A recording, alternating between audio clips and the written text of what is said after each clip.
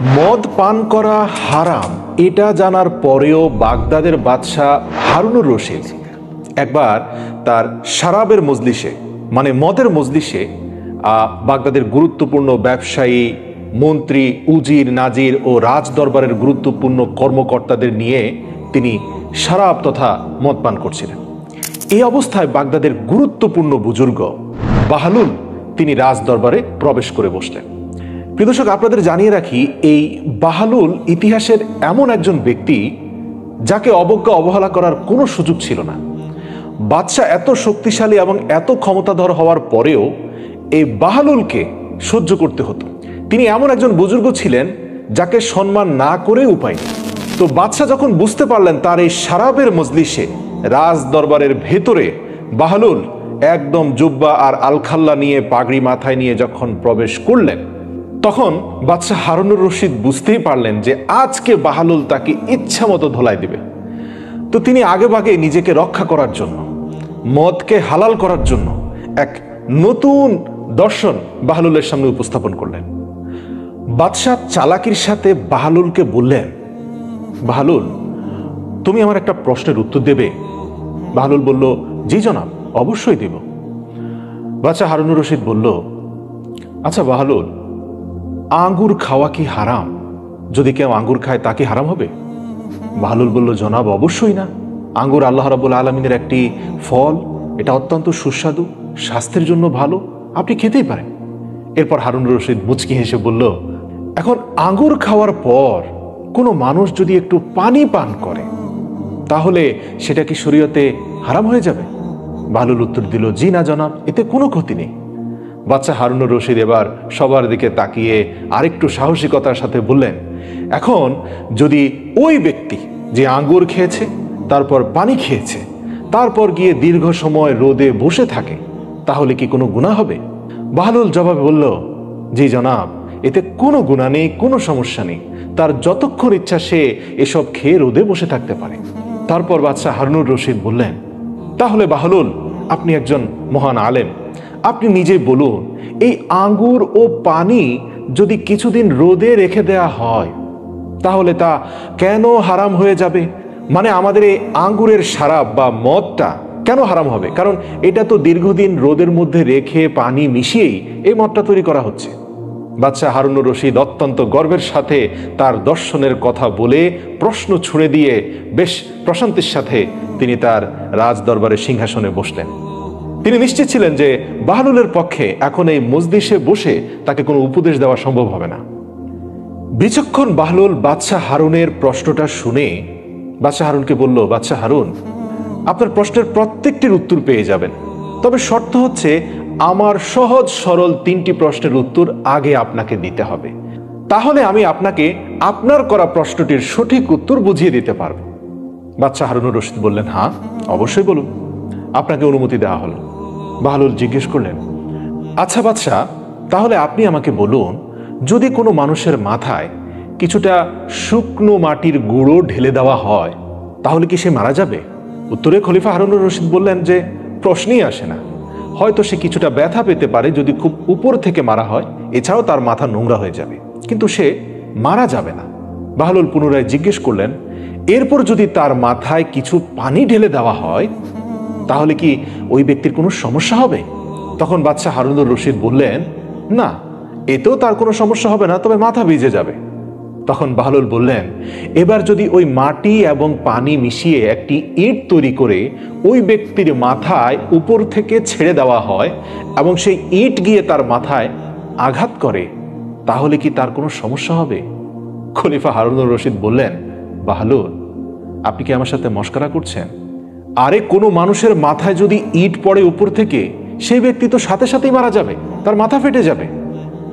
তখন বাহলুল বললেন, বাদশাহ দেখুন, পৃথক পৃথক ভাবে গুঁড়ো মাটি যেমন মানুষের মাথায় পড়লে মানুষ মারা যায় না, একইভাবে তারপরে যদি পানি ঢেলে দেওয়া হয় এতেও মানুষের মাথার কোনো ক্ষতি হয় না, শুধু মাথাটা নোংরা হয়ে যায়।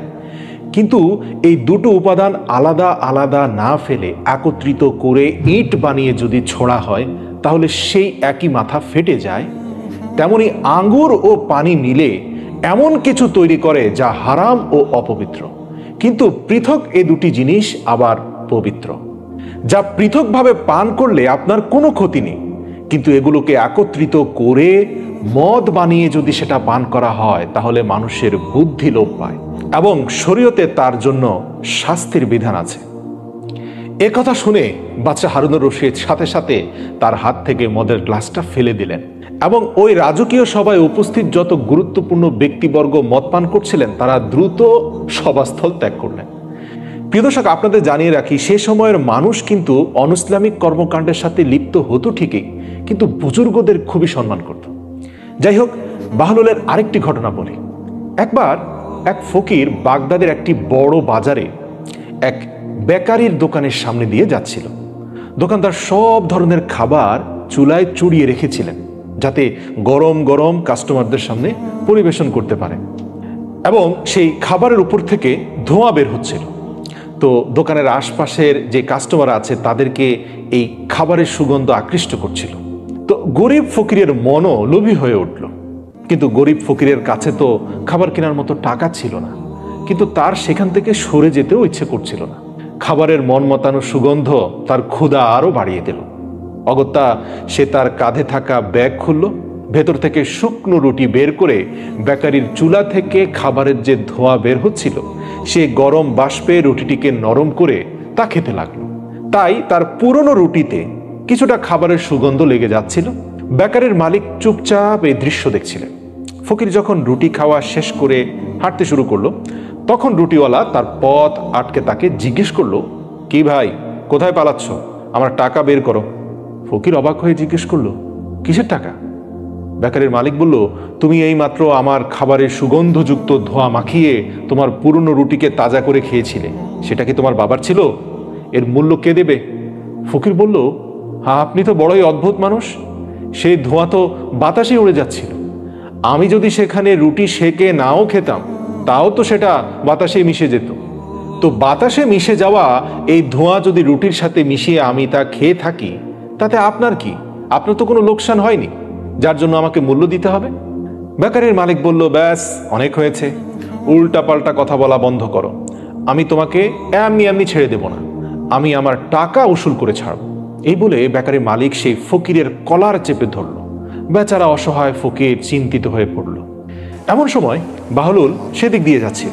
সে তাদেরকে এই অবস্থায় দেখে সেখানে দাঁড়িয়ে তাদের দুজনের কথা শুনতে লাগলো। ফকির তখন বাহলুলকে তার প্রতি সহানুভূতিশীল মনে করে তাকে সমস্ত ঘটনা খুলে বলল। তখন বাহলুল রুটিওয়ালাকে বলল, আরে ভাই, তুমি আমাকে এটা বলো যে এই গরিব ফকিরটি তোমার কি খাবার খেয়েছে? রুটিওয়ালা উত্তর দিল, না, আমার খাবার তো খায়নি, কিন্তু আমার খাবারের সুগন্ধযুক্ত ধোঁয়া থেকে ফায়দা তো নিয়েছে। আমার এখান থেকে যে সুগন্ধ সে নিয়েছে সেটার দাম চেয়েছি। বাহলুল তাকে বলল, ঠিক বলেছ, তুমি একদম সঠিক কথা বলেছ। সেই সুগন্ধ সৃষ্টি যেহেতু তুমিই করেছ, কাজেই সেই সুগন্ধের দাম তুমি পেতেই পারো। বাহলুল তার মাথা নেড়ে নিজের পকেট থেকে এক মুঠ স্বর্ণ মুদ্রা বের করে সেই কয়েনগুলো উপর থেকে নিচের দিকে ফেলে দিল। এতে কি হলো, একটা কয়েনের উপরে আরেকটা কয়েন পড়ায় ঝনঝন ঝনঝন শব্দ শুরু হয়ে গেল। ব্যবসায়ী অত্যন্ত খুশি হয়ে গেল। সে নিশ্চিত যে এই সবগুলো স্বর্ণ মুদ্রা বাহলুল পাগল নিশ্চয়ই তাকে দিয়ে দিবে, কারণ এই পাগলের মাথা ঠিক নেই। হয়তো বাদশার কাছ থেকে নিয়ে এসেছে, এখন সবগুলো স্বর্ণ মুদ্রা তাকে দিয়ে দিবে এই সুগন্ধের মূল্য হিসাবে। বাহলুল তাকে বলল, কি ব্যবসায়ী, তুমি কি আমার এই স্বর্ণ মুদ্রাগুলোর শব্দ শুনতে পেরেছ? ব্যবসায়ী মুচকি হেসে বলল, অবশ্যই জনাব, আপনার প্রত্যেকটি মুদ্রার শব্দ আমার কানে এসেছে। তখন বাহলুল বলল, ব্যাস, হয়ে গেল। এবার বাহলুল তার সবগুলো মুদ্রা মাটি থেকে কুড়িয়ে আবার নিজের পকেটে রেখে দিল। এ দৃশ্য দেখে সে ব্যবসায়ী বলল, কি ব্যাপার, মুদ্রাগুলো কি আমাকে দিবেন না? আমার জন্য কি নিশ্চয়ই আপনি সেগুলো বের করেননি? বাহলুল বলল, হ্যাঁ, আপনার জন্য বের করেছি, আপনার মূল্য পরিশোধ করে দিয়েছি। সে ব্যবসায়ী বলল, আমার সাথে মশকরা করছেন? তখন বাহলুল বলল, কেন মশকরা করব? আপনার তরতাজা সুগন্ধযুক্ত গরম খাবারের উপর দিয়ে যে সুগন্ধ উড়ে যাচ্ছিল সেই সুগন্ধের মূল্য তো শুধুমাত্র অর্থের ঝনঝন শব্দ দিয়ে পরিশোধ করা যায়। তার মানে হচ্ছে যেই শব্দটা আপনি শুনতে পেরেছেন মুদ্রার, সেটাই হচ্ছে ওই সুগন্ধের মূল্য।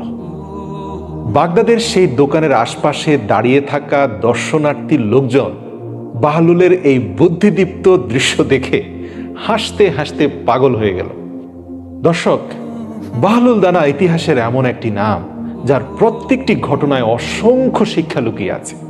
বাহলুল দানা একদিন যথারীতি বাদশাহ হারুনুর রশিদকে নসিহত করার জন্য রাজপ্রাসাদে আসলেন। যদিও তিনি জানতেন যে এই অহংকারী আব্বাসী খলিফা তার কথা কানেও তুলবে না, কিন্তু তার অভ্যাস হয়ে গেছে যে তিনি মাঝে মাঝে রাজপ্রাসাদে এসে খলিফাকে নানানভাবে আকারে ইঙ্গিতে বুঝিয়ে দিতেন যে তিনি ভুল করছেন। তো বাদশাহ হারুনুর রশিদও বাহলুলের কথা শুনতে শুনতে অভ্যস্ত হয়ে পড়েছিলেন। তাই বাহলুলের কথাকে বাদশাহ হারুনুর রশিদ গুরুত্বের সাথে খুব একটা নিতেন না। যদিও বাহলুল অনেক কঠোরভাবে কথা বলতেন এবং খলিফার সাথে মাঝে মাঝে কিন্তু ঔদ্ধত্যপূর্ণ আচরণ করতেন, কিন্তু তারপরেও বাদশাহ হারুনুর রশিদ ব্যাপারটাকে কোনোভাবে ম্যানেজ করে নিয়ে যেতেন। কিন্তু এবার বাহলুল ভরা মজলিসে সবার সামনে এমন একটা কাজ খলিফার সাথে করলেন যা খলিফাকে অত্যন্ত রাগান্বিত করে তোলে। ঘটনাটা এমন ছিল যে বাহলুল রাজদরবারে প্রবেশ করে দেখতে পেল বাদশাহ হারুনুর রশিদ এর চারপাশে প্রচুর লোক বসে আছে। বাহলুল সেদিকেই তাকালো, দেখতে পেল কোথাও বসার কোনো জায়গা নেই। সেই সাথে তিনি এটাও বুঝতে পারলেন যে তাকে দেখে কেউ খুশি হয়নি, তাই কোনো আসন ছেড়ে তাকে সম্মানও জানানো হচ্ছে না। তিনি সেখানে দাঁড়িয়ে কিছুক্ষণ লোকদের দিকে তাকিয়ে পরিস্থিতি বোঝার চেষ্টা করলেন। অতঃপর মজলিসের সবার মাঝখান দিয়ে রাস্তা করে সোজা বাদশাহ সিংহাসনের দিকে এগিয়ে গেলেন এবং গিয়ে খলিফা হারুনের পাশে সিংহাসনের মধ্যেই বসে পড়লেন। যেহেতু সিংহাসন অনেক বড়, সেখানে একজনের জায়গায় 2 থেকে 3 জন পর্যন্ত বসা যায়, কিন্তু বাদশা ছাড়া সেখানে কেউ বসেন না। কিন্তু বাহলুল দানা তিনি সরাসরি খলিফার পাশে সিংহাসনে গিয়ে বসলেন। দরবারে বসা হাসি খুশি লোকেরা এই দৃশ্য দেখে চিৎকার করে বলতে লাগলো, এ কেমন আচরণ! বাহলুল নিশ্চয়ই পাগল হয়ে গেছে, আজ পর্যন্ত কেউ খলিফার সাথে এমন বেয়াদবি করেনি। বাদশাহ হারুনুর রশিদ দরবারের লোকদের কথা শুনে ক্ষুব্ধ হয়ে বাহলুলের দিকে তাকাতে লাগলো, কিন্তু বাহলুল তো দমে যাওয়ার পাত্র নয়। সে ঠোঁটে মৃদু হাসি ছিল, যা দেখে বাদশাহ হারুনুর রশিদ রাগে বাকরুদ্ধ হয়ে গেলেন, মানে তার রাগ আরো বেড়ে গেল। তিনি বুঝতে পারছিলেন যে বাহলুল এই কাজের মাধ্যমে অন্যদের সামনে আমাকে অপমান করছে। সবাই অবাক হয়ে খলিফা ও বাহলুলের দিকে তাকিয়ে রইল। বাদশাহ হারুনুর রশিদ গভীর চিন্তায় পড়ে গেল, কিন্তু তিনি বাহলুলের হাত থেকে নিজেকে কিভাবে মুক্ত করবেন এবং কিভাবে তাকে শিক্ষা দেবেন সেটা বুঝে উঠতে পারছিলেন না। হঠাৎ তার মাথায় একটা কুবুদ্ধি এলো। তিনি বাহলুলের দিকে তাকিয়ে একটা মোহনীয় হাসি দিয়ে বললেন, আপনি যখন এত কষ্ট করে আমার সাথে দেখা করতে চলেই এসেছেন, তাই আমি আপনাকে একটি প্রশ্ন করতে চাই। আপনি যদি এর উত্তর দেন তবে আমি আপনাকে 1000 দিনার পুরস্কার দেব, কিন্তু আপনি যদি এর উত্তর দিতে না পারেন তাহলে কিন্তু আমি আমার সিপাহীদেরকে আদেশ দেব আপনার গোঁফ ও দাড়ি কামিয়ে আপনাকে গাধার পিঠে চড়িয়ে রাস্তায় রাস্তায় ঘোরানোর জন্য। বাহলুলের বুঝতে দেরি রইল না যে খলিফা প্রতিশোধ নেওয়ার সিদ্ধান্ত নিয়েছেন। নিশ্চয়ই এমন প্রশ্ন করবেন যার উত্তর কেউই জানে না। তাই তিনি বাদশাহ হারুনুর রশিদকে অপদস্থ করার জন্য বললেন, বাদশাহ, তোমার দিনারের আমার দরকার নেই, তবে আমি এক শর্তে তোমার ধাঁধার উত্তর দিতে প্রস্তুত আছি। বাদশাহ হারুনুর রশিদ জিজ্ঞেস করলো, কি শর্ত? বাহলুল বললেন, এই শর্তে যে আপনি মাছিদেরকে আদেশ করবেন তারা যেন আমাকে বিরক্ত না করে, সবসময় আমার মাথার আশপাশে ভন ভন করে। বাদশাহ হারুনুর রশিদ মাথা নিচু করে ভাবতে থাকেন আর মনে মনে বলতে থাকেন, এইভাবে সারাদিন রাস্তাঘাটে বসে থাকলে তো মাছি ভনভন করবেই। মনে মনে কথাগুলো বলে বাদশাহ মাথা সোজা করে দরবারের সকল মানুষের দিকে তাকাতে লাগলেন, কারণ আসলে বাহলুল যে প্রশ্ন করেছে এর সঠিক কোনো উত্তর বাদশার জানা ছিল না। এবং তিনি দেখলেন দরবারের সবাই নিশ্চুপ হয়ে বসে আছে। আগত্যা বাদশাহ হারুনুর রশিদ বলতে বাধ্য হন যে এটা তো অসম্ভব, কারণ মাছিরা আমার আদেশ মানে না। বাহলুল বাদশাহ হারুনুর রশিদের দিকে অবজ্ঞা দৃষ্টিতে তাকিয়ে বলল, তুমি কেমন রাজা যে এই সামান্য ক্ষুদ্র মাছিদের সামনে অসহায়? এই মাছিরা তোমার কথা শুনে না? এই কথা শুনে দরবারীরা সবাই জোরে জোরে হাসতে লাগলো। বাদশাহ হারুনুর রশিদ দরবারীদের এরকম তাচ্ছিল্যের হাসি দেখে অত্যন্ত রাগান্বিত চোখে তাদের দিকে দৃষ্টি নিক্ষেপ করলেন। তার ক্ষমতার ভয়ে সকলের ঠোঁটের হাসি মুহূর্তের মধ্যেই মুছে গেল এবং তাদের নিঃশ্বাস বন্ধ হয়ে গেল। বাহলুল বুঝতে পারল যে বাদশাহ হারুনুর রশিদকে অন্যদের সামনে খুব বেশি বিব্রত করে ফেলেছে। এরপর বাহলুল বাদশাহ হারুনুর রশিদকে সান্ত্বনা দিয়ে তার রাগ ঠান্ডা করার সিদ্ধান্ত নেন। তিনি বাদশাহ হারুনুর রশিদকে বললেন, ঠিক আছে, এখন আপনি আপনার প্রশ্ন করতে পারেন। আমি কোনো শর্ত ছাড়াই আপনার প্রশ্নের উত্তর দিতে প্রস্তুত আছি। বাদশাহ হারুনুর রশিদ বলল, যদি তুমি না বলতে পারো তাহলে আগে যে শাস্তির কথা বলেছি তোমাকে কিন্তু সেই শাস্তি দেয়া হবে বাহলুল, মনে রেখো। এখন বলো যে সেটি কোন গাছ যার বয়স 1 বছর এবং যার 12টি শাখা আছে, আর তার প্রতিটি শাখায় 30টি করে পাতা রয়েছে, এবং সেই পাতার এক পাশ আলোকিত আর অন্য পাশে অন্ধকার। বাহলুল গভীর ভাবনায় হারিয়ে গেল। তিনি শুনতে পেলেন লোকেরা বলা বলি করছে যে এ কেমন অদ্ভুত প্রশ্ন, বাহলুলের উত্তর দিতে পারবে না, তার তো শাস্তি হবে। বাদশাহ হারুনুর রশিদ বাহলুলের চিন্তিত চেহারা অনেকক্ষণ দেখে তারপর বললেন, বাহলুল, ধাঁধার উত্তর দিতে না পারলে দেরি না করে শাস্তির জন্য প্রস্তুত হয়ে যাও। তিনি কর্মকর্তাদের নির্দেশ দেন বাহলুলের গোঁফ ও দাড়ি কামিয়ে রাস্তায় ও বাজারে গাধার পিঠে চড়িয়ে ঘুরানোর জন্য। বাহলুল খলিফাকে বাধা দিয়ে বললেন, এই গাছটি মূলত 1 বছর, আর এর 12টি শাখার অর্থ হচ্ছে 12টি মাস, এবং প্রতিটি শাখার 30টি পাতা হলো মাসের 30টি দিন। পাতাগুলোর এক অংশ আলোকিত মানে হচ্ছে দিনের আলো, আর এক অংশ অন্ধকার মানে হচ্ছে রাতের অন্ধকার। বাহলুলের উত্তর শুনে শ্রোতাদের মধ্যে সাবাস সাবাস ধ্বনি প্রতিধ্বনিত হলো। সবাই খুশি হয়ে বাহলুলের প্রশংসা করতে লাগলো, সুবহানাল্লাহ। কিন্তু বাদশাহ হারুনুর রশিদ চুপ করে রইলেন। তার চোয়াল ঝুলে পড়ছিল এবং তার মুখে পরাজয়ের ছাপ স্পষ্ট দেখা যাচ্ছিল। দর্শক, বাহলুলকে আল্লাহ তাআলা বিশেষ প্রজ্ঞা দিয়েই পাঠিয়েছিলেন। তিনি আল্লাহ পাকের এমন একজন বুজুর্গ পীরে কামেল ছিলেন যার ভিতরে জ্ঞানের সমুদ্র ছিল। তেমনি আরেকটি ঘটনা আপনাদের বলছি। খলিফা হারুনুর রশিদের স্ত্রী জোবায়দা, যিনি অত্যন্ত ধর্মপরায়ণ একজন নারী ছিলেন, তো খলিফার স্ত্রী তিনি তার নিজের প্রাসাদে এমন 1000 খাদেমা রেখেছিলেন যারা কোরআনে হাফিজ ও কারি ছিলেন। তাদের সকলের দায়িত্ব বিভিন্ন শিফটে ভাগ করা ছিল, যার ফলে তার প্রাসাদ থেকে 24 ঘন্টা মেয়েদের কোরআনের তেলাওয়াতের আওয়াজ শোনা যেত। তার প্রাসাদটিকে কোরআনের বাগানের মতো মনে হতো।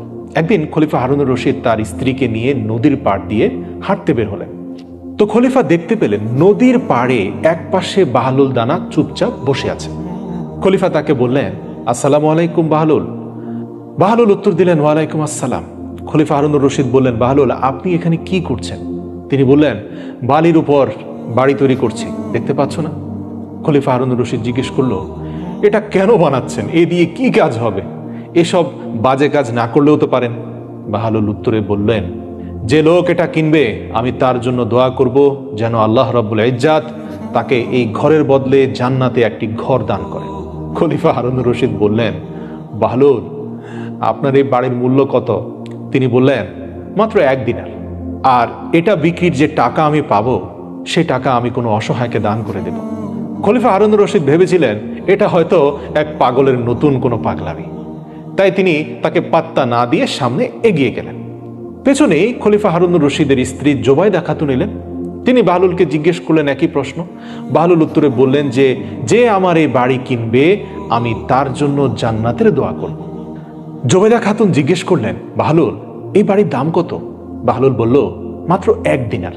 জোবায়দা খাতুন একটি দিনার বের করে তাকে দিলেন এবং তার জন্য দোয়া করতে বললেন। এবং বাহলুল হাত তুলে আল্লাহর কাছে জোবায়দার জন্য দোয়া করে বললেন, হে আল্লাহ, আপনি আপনার এই বান্দিকে আপনার দিনের জন্য কবুল করুন, কোরআনের খাদেম হিসেবে কবুল করুন এবং পরকালে একটা উৎকৃষ্ট ঘর দান করুন। সুবহানাল্লাহ।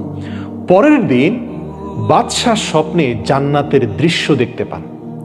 জান্নাতে তিনি হুর সহ সমস্ত ফলমূল ইত্যাদি ছাড়াও অনেক উঁচু উঁচু সুন্দর মনোরম প্রাসাদ তিনি দেখতে পান। তিনি দেখতে পেলেন লাল ইয়াকুতের তৈরি অত্যন্ত সুন্দর এবং মনোরম একটি প্রাসাদে তার স্ত্রী জোবায়দার নাম লেখা। হারুনুর রশিদ ভাবলেন, এটা সত্যি আমার স্ত্রীর বাড়ি কিনা যাচাই করে দেখা দরকার। তিনি সেই প্রাসাদে প্রবেশের জন্য দরজার কাছে পৌঁছাতেই একজন দারোয়ান তাকে থামালেন। হারুনুর রশিদ বললেন, কি ব্যাপার, আমাকে থামাচ্ছ কেন?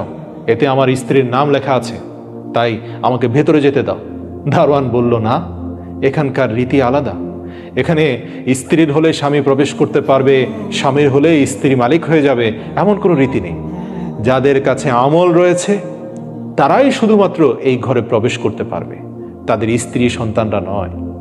এই ঘরে শুধু যাদের নাম উল্লেখ আছে শুধুমাত্র তাদেরই প্রবেশের অনুমতি দেওয়া হয়, অন্য কাউকে অনুমতি দেওয়া হয় না, তাই আপনাকে প্রবেশ করতে দেওয়া হবে না। এ কথা বলে দারোয়ান হারুনুর রশিদকে ঘাড় ধাক্কা দিয়ে সেখান থেকে সরিয়ে দেয় এবং জান্নাতের ফেরেশতার ঘাড় ধাক্কা খেয়ে হারুনুর রশিদের ঘুম ভেঙে যায়। ঘুম থেকে ওঠার পর হারুনুর রশিদ ভাবতে লাগলো, আমার মনে হচ্ছে আল্লাহ তাআলা জুবাইদার জন্য বাহলুলের দোয়া কবুল করেছেন। তখন তার নিজের জন্য খুব আফসোস হতে লাগলো। সে ভাবলো, অত বেশি তো আমল করতে পারছি না, কি ভুল করলাম, বাহলুলের বাড়িটা কিনে নিলেই ভালো হতো। সারা রাত হারুনুর রশিদ এই আফসোস নিয়ে বিছানায় এপাশ ওপাশ করতে লাগলো। সকাল হলেই হারুনুর রশিদ মনে মনে ভাবলো, আমি আজ সবার আগে সেই নদীর ধারে যাব, যদি আজ আমি বাহলুলকে পেয়ে যাই তাহলে আমিও একটি বাড়ি কিনবো। তাই হারুনুর রশিদ পরদিন সন্ধ্যায় আবার তার স্ত্রীকে নিয়ে ঘুরতে বের হলো সেই নদীর ধারে। বাহলুলের খোঁজে এদিক সেদিক তাকাচ্ছিল, হঠাৎ সে দেখলো বাহলুল অন্য আরেক জায়গায় বসে একইভাবে বাড়ি তৈরি করছে। দূর থেকে দৃশ্য দেখে হারুনুর রশিদ অত্যন্ত খুশি হয়ে গেলেন। দৌড়ে গিয়ে হাসি মুখে বললেন, আসসালামু আলাইকুম বাহলুল, আপনি কেমন আছেন? আজ আমি কিন্তু আপনার বাড়িটা কিনে নেব। বাহলুল উত্তর দিয়ে বলল, কিনতেই পারেন, কোনো সমস্যা নেই। আমি সেই ব্যক্তির জন্য দোয়া করব যে আমার এই বাড়িটি কিনবে। আমি তার জন্য এই দোয়া করব যেন আল্লাহ রব্বুল ইজ্জাত তাকে এই ঘরের বদলে জান্নাতে একটি ঘর দান করেন। হারুনুর রশিদ বাহলুলের দিকে এক দিনার এগিয়ে দেওয়া মাত্রই বাহলুল সেই দিনারটাকে মাটিতে ফেলে দিয়ে বলল, কি ব্যাপার, আমার সাথে মশকরা করছেন? তখন হারুনুর রশিদ বললেন, কেন, এই বাড়ির দাম কত? বাহলুল বললেন, এর দাম সারা পৃথিবীর রাজত্ব। হারুনুর রশিদ আকাশ থেকে পড়লেন, বললেন, এত দাম তো আমি দিতে পারবো না, গতকাল তো আপনি এক দিনারের বিনিময় দিয়েছিলেন, আর আজ সারা পৃথিবীর রাজত্ব চাইছেন এই তুচ্ছ বাড়ির জন্য?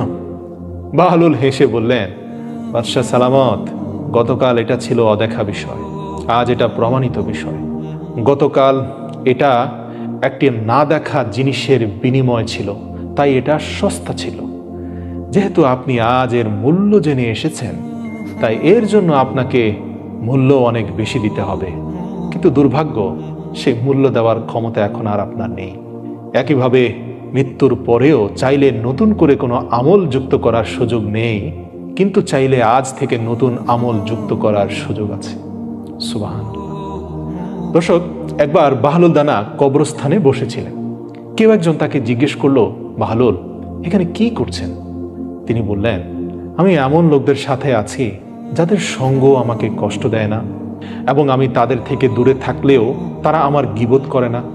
প্রশ্নকারী ব্যক্তি আবার বললেন, জিনিসপত্রের যা দাম বেড়েছে, বাহলুল আপনি একটু আল্লাহর কাছে দোয়া করে বলুন যেন জিনিসপত্রের দাম কমে যায়। বাহলুল বললেন, আল্লাহর শপথ, এতে আমার কিচ্ছু যায় আসে না। কিসের দাম বাড়লো, কিসের দাম কমলো, গন্ধমের একটি দানার মূল্য 1 দিনার হলেও আমার কিছু আসে যায় না, 10 দিনার হলেও কিছু যায় আসে যায় না।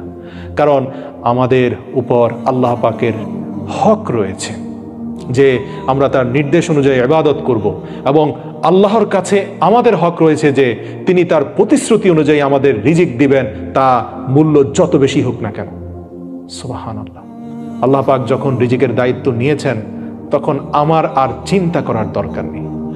বলা হয়, একবার শায়েখ জুনায়েদ বাগদাদি, যাকে বলা হয় উপমহাদেশের সবচেয়ে জ্ঞানী একজন শায়েখ, আল্লাহু আকবার, তিনি আল্লাহ পাকের একজন কামেল বান্দা ছিলেন এবং তৎকালীন সময়ের সবচেয়ে অভিজ্ঞ একজন মুফাসসির কেরাম ছিলেন। তো শায়েখ জুনায়েদ বাগদাদি রহমতুল্লাহ আলাইহি সফরের নিয়তে বাগদাদের উদ্দেশ্যে রওনা হন। হযরত শায়েখের কিছু অনুসারীও তার সাথে ছিলেন। শায়েখ তার মুরিদদেরকে জিজ্ঞেস করলেন, তোমরা কি বাহলুলের খোঁজ সম্পর্কে জানো? তারা বলল, হযরত, তিনি তো একজন পাগল, তার সাথে দেখা করে কি করবেন? আপনার মতো একজন সম্মানিত শায়েখের কি এরকম পাগল ছাগলের পেছনে ঘোরা উচিত? শায়েখ জুনায়েদ বাগদাদি রহমতুল্লাহ আলাইহি উত্তর দিলেন, অনুগ্রহ করে বাহলুলের খোঁজ করো আর তাকে সম্মান দিয়ে কথা বলবে, তার সঙ্গে আমার জরুরি কাজ আছে। তো মুরিদরা শায়েখের আদেশ পালন করলো। মুরিদরা কিছুক্ষণ খোঁজার পর হযরত বাহলুলকে এক মরুভূমিতে পাওয়া গেল। তারা শায়েখকে সাথে নিয়ে সেখানে পৌঁছে যায়। শায়েখ জুনায়েদ বাগদাদি বাহলুলের সামনে গেলে তিনি দেখতে পেলেন হযরত বাহলুল মাথার নিচে একটি ইট দিয়ে শুয়ে আছে। শায়েখ তাকে সালাম দিলে বাহলুল সালামের উত্তর দিয়ে জিজ্ঞেস করলেন, কে তুমি? শায়েখ উত্তরে বললেন, আমি জুনায়েদ বাগদাদি। বাহলুল বললেন, হে আবুল কাসিম, আপনি কি সেই শায়েখ বাগদাদি যিনি মানুষকে বুজুর্গদের কথা শেখায়? শায়েখ উত্তর দিলেন, হ্যাঁ হ্যাঁ, আমি চেষ্টা করি। বাহলুল জিজ্ঞেস করলো, আচ্ছা, তুমি খাওয়ার আদব ও পদ্ধতি তো জানো অবশ্যই, ঠিক না? শায়েখ জুনায়েদ বাগদাদি রহমতুল্লাহ আলাইহি বললেন, হ্যাঁ, কেন নয়, আমি বিসমিল্লাহ পড়ি এবং আমার সামনে যা আছে তা খাই। আমি ছোট ছোট লোকমা দিয়ে রাসূলের সুন্নত অনুযায়ী খাই, ধীরে ধীরে চিবিয়ে খাই, কারণ আল্লাহর রাসূল এভাবেই খেতে বলেছেন।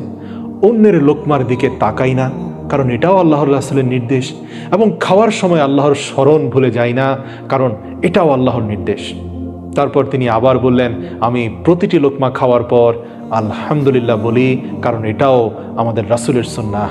আমি খাওয়া শুরু করার আগে আমার হাত ধুয়ে নেই এবং খাওয়ার শেষে হাত ধুয়ে পরিষ্কার করি এবং আলহামদুলিল্লাহ পড়ি।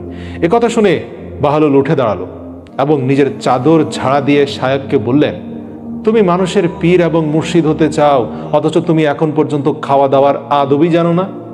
এই কথা বলে বাহলুল সেখান থেকে চলে গেল। শায়েখের অনুসারীরা বললেন, হযরত, এই ব্যক্তি একটা উদ্ভ্রান্ত পাগল, দেখুন আপনার প্রজ্ঞাকে সে কতটা অসম্মান করলো। শায়েখ বললেন, হ্যাঁ, সে পাগল, কিন্তু তার কাজের ক্ষেত্রে সে অনেক জ্ঞানী, আমার থেকেও অনেক জ্ঞানী, এবং বুদ্ধিমানদেরকেও নাস্তানাবুদ করে দেয় তার জ্ঞান গর্ভ প্রতিটি কথা। এর কাছ থেকে সত্য জানা উচিত, সে মিথ্যা বলছে না। শায়েখ বাহলুলকে অনুসরণ করতে লাগলেন মরুভূমির ভিতরে। বাহলুল চলতে চলতে একটা নির্জন স্থানে পৌঁছে যায়। এক জায়গায় বাহলুল গিয়ে আবার বসলো। বাহলুলকে গাছের নিচে পুনরায় আবার বসতে দেখে শায়েখ বাগদাদি তাড়াতাড়ি তার কাছে পৌঁছে গেলেন। বাহলুলের একটা ব্যাপার ছিল কি, তিনি মুহূর্তে সবকিছু ভুলে যেতেন। তো তিনি শায়েখকে কিছুক্ষণ আগে দেখেছিলেন ঠিকই, কিন্তু দ্বিতীয়বার আবার দেখে একই প্রশ্ন করলেন, আপনি কে? শায়েখ উত্তর দিয়ে বললেন, আমি জুনায়েদ বাগদাদি, যে খাবারের আদব জানে না। বাহলুল বললেন, আচ্ছা ঠিক আছে, কিছুক্ষণ আগে তো আপনার সাথে কথা হয়েছিল। আপনি হয়তো খাবার আদব জানেন না, কিন্তু কথোপকথনের আদব অবশ্যই জানেন। শায়েখ উত্তর দিলেন যে, হ্যাঁ, তা জানি। আমি সুন্নাহ অনুযায়ী কথাবার্তা বলি, ভুল স্থানে বা অপ্রয়োজনীয় কথা বলি না। শ্রোতাদের বোঝার ক্ষমতা আন্দাজ করে আমি আল্লাহর বান্দাদেরকে আল্লাহ ও রাসূলের নির্দেশের কথা বলি। আমি খেয়াল রাখি আমি যেন অতিরিক্ত কথা না বলি, যাতে মানুষ আমার প্রতি বিরক্ত বোধ না করে। আমি জাহেরি ও বাতিনি উভয় জ্ঞানের দিকে নজর রাখি। এছাড়াও শায়েখ কথোপকথনের আদব কায়দা সম্পর্কিত আরও অনেক হাদিস কোরআনের কথা শোনালেন। বাহলুল বললেন, খাওয়ার আদব না হয় বাদ দিলাম, আপনি তো দেখছি কথা বলার আদবও জানেন না। তারপর বাহলুল শায়েখের কাছ থেকে মুখ ফিরিয়ে আবার মরুভূমিতে চলতে লাগলেন। মুরিদরা আর চুপ থাকতে না পেরে বলল, হে হযরত, এই পাগল ব্যক্তির পিছনে আপনার এভাবে ছুটে চলাটা আমাদের ভালো লাগছে না। আপনি একজন পাগলের কাছে কি জ্ঞান আশা করেন? হযরত জুনায়েদ বাগদাদি বললেন, তার কাছে আমার এখনো আরও কাজ বাকি আছে, তোমরা বুঝবে না। এরপর শায়েখ আবার বাহলুলের পেছনে রওনা দিলেন। বাহলুল থেমে গিয়ে পেছন ফিরে শায়েখকে দেখে বলল, আপনি খাওয়া দাওয়া আর কথা বলার আদব জানেন না, ঘুমানোর আদব নিশ্চয়ই জানেন। শায়েখ বললেন, হ্যাঁ জানি। আমি যখন এশার নামাজ ও দোয়া দুরুদ পাঠ শেষ করি, তখন আমি শোয়ার ঘরে চলে যাই।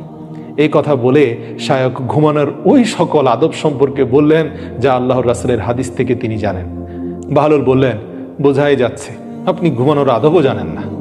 এই বলে বাহলুল চলে যেতে চাইল, কিন্তু এইবার হযরত জুনায়েদ বাগদাদি তার চাদর শক্ত করে টেনে ধরে বললেন, হযরত, আমি কিছুই জানি না। এ কথা যখন বলছিলেন তখন তার চোখ দিয়ে পানি ঝরছিল এবং বাহলুলের সামনে নত হয়ে বললেন, আল্লাহর ওয়াস্তে আপনি আমাকে শিক্ষা দিন। এবার বাহলুল সুন্দর করে স্থির হয়ে বসল এবং বলল, আপনি যা কিছু বললেন এই সবই পরের বিষয়, এগুলোও জ্ঞান, এগুলোর প্রয়োজন আছে, কিন্তু আসল জিনিস থেকে না আপনি অনেক দূরে রয়েছেন। আমার কাছ থেকে আসল কথা শুনুন। খাওয়ার আসল আদব হলো সবার আগে হালাল খাবার হতে হবে। যদি রিজিকে হারাম কিছু থাকে তাহলে আপনার বর্ণিত সকল সুন্নার আদব অনুসরণ করে সেই খাবার খেয়েও কোনো লাভ নেই। কারণ গোড়াতেই তো গলদ। এবং আপনার হৃদয় আলোকিত হওয়ার পরিবর্তে অন্ধকার হয়ে যাবে যদি আপনি সেই হারাম খাবার সুন্নত তরিকায় আদব সহকারে খেয়েও থাকেন।